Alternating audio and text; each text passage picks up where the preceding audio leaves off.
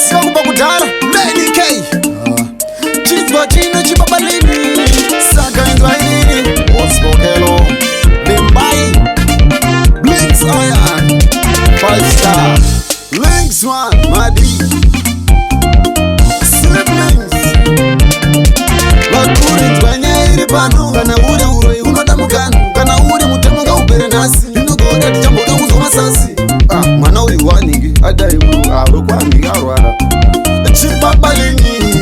saka inzwa iri vakuru mune ronda mwoyo mangu pane vari kundivharidzira nzira dzangu ndenge nditoti mimi muri vamwe vangu muri kukanda zvipikiri munzira dzangu vakuru mune ronda mwoyo mangu pane vari kundivharidzira nzira dzangu ndenge nditoti mimi muri vamwe vangu muri kukanda zvipikiri munzira dzangu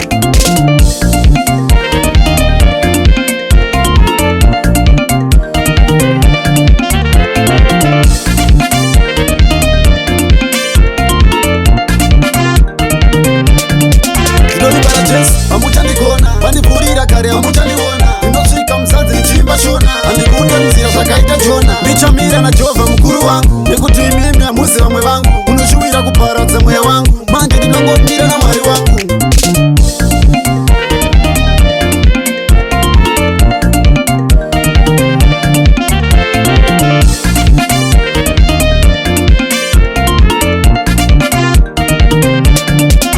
vakuru mune ronda mwoyo mangu pane vari kundivharidzira nzira dzangu ndenge nditoti mimi muri vamwe vangu muri kukanda zvipikiri munzira dzangu vakuru mune ronda mwoyo mangu pane vari kundivharidzira nzira dzangu ndenge nditoti mimi muri vamwe vangu muri kukanda zvipikiri munzira dzangu sinoirema pane munhu wenyama ndivo vanhu vanonditumira munyama pavari nini ndaramba ukama ndichamira najehovha vanondikama chavasingade kuti ndiite mari chavasingagone kutaura namwari ava vanhu ava vakasikwa namwari bati seiko vachindishaisa rugare